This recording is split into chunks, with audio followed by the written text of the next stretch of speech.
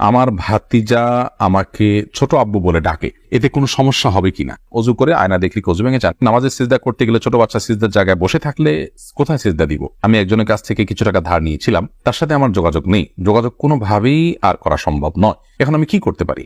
আমার মামাতো বোন আমার বয়সে 5 মাসের বড়, আমি কি তাকে বিয়ে করতে পারবো? পরিবারের সদস্যদের সঙ্গে শান্তি বজায় রাখার জন্য ছোট ছোট মিথ্যা বলা যাবে কিনা? মেয়েদের মাসের একটা নির্দিষ্ট সময় নামাজ পড়তে হয় না, ওই সময় কি নখে নীল পালিশ লাগাতে পারবে? কেউ যদি ঢিলা কুলুপ না করে অজু করে তাহলে কি তার অজু হবে? ফরজ নামাজ শেষে বৈঠকে দুরূদ শরীফ পড়া শেষ করার পূর্বেই ইমাম সালাম ফিরিয়ে ফেললেন, সেক্ষেত্রে আমার করণীয় কি? প্রশ্ন উত্তর দেওয়ার আলোকিত ভবনে আমরা প্রবেশ করি।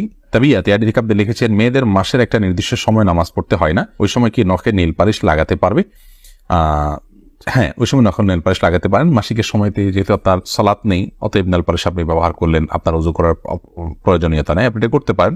এরপর যখন পবিত্র হবেন তখন আপনি সেখান থেকে নেল পালিশ গুলোকে রিমুভ করে আপনি ওযু করে নামাজ পড়লেন, এটা জায়েজ আছে, কোনো অসুবিধা নেই। ইবাদত ইসলাম আপনি লিখেছেন, ওযু করে আয়না দেখলি ওযু ভেঙে যায় না, এতে কোনো ওযু ভাঙে না। আরফাত ফারজান আপনি লিখেছেন, স্বামীর সামনে টিপ লাগালে গুনাহ হবে কি?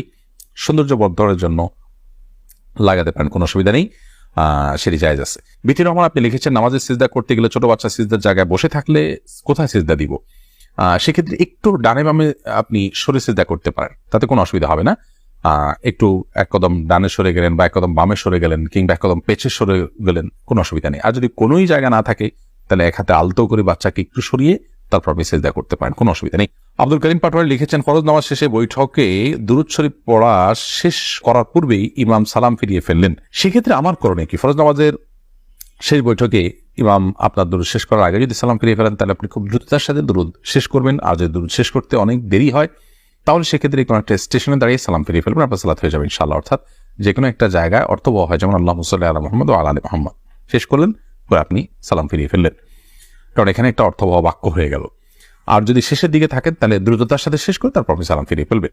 এরপরে চামেলি খাতুন আপনি লিখেছেন, পরিবারের সদস্যদের সঙ্গে শান্তি বজায় রাখার জন্য ছোট ছোট মিথ্যা বলা যাবে কিনা? ছোট ছোট মিথ্যা আর বড় বড় মিথ্যা, মিথ্যা সর্বাবস্থায় ঘৃণিত এবং জঘন্য অপরাধ, এটি মৌলিকভাবে করা যাবে না।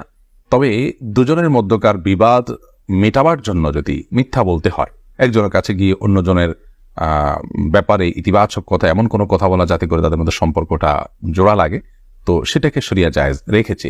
পরিবারের সদস্যদের মধ্যে যদি এরকম কোনো পরিস্থিতি তৈরি হয় তাহলে সেক্ষেত্রে ওই ধরনের মিথ্যা কথা বলা জায়েজ আছে। এছাড়া আপনি খেয়াল খুশির মতো আপনি মিথ্যা বললেন পরিবারের সদস্যদের মধ্যে, তথাগত শান্তি বজায় রাখার জন্য এটি জায়েজ নয়, বরং সত্যবাদিতার অভ্যাস আমাদের মধ্যে গড়ে তুলতে হবে। মিথ্যা আজ আমাদের রন্ধ্রে রন্ধ্রে ঢুকে গেছে, যার কারণে আমরা আমাদের কেনাকাটা, আমাদের কাজকাম, আমাদের শিক্ষা জীবন, আমাদের শিক্ষকতার জীবন, আমাদের কর্মজীবন, আমাদের জীবনের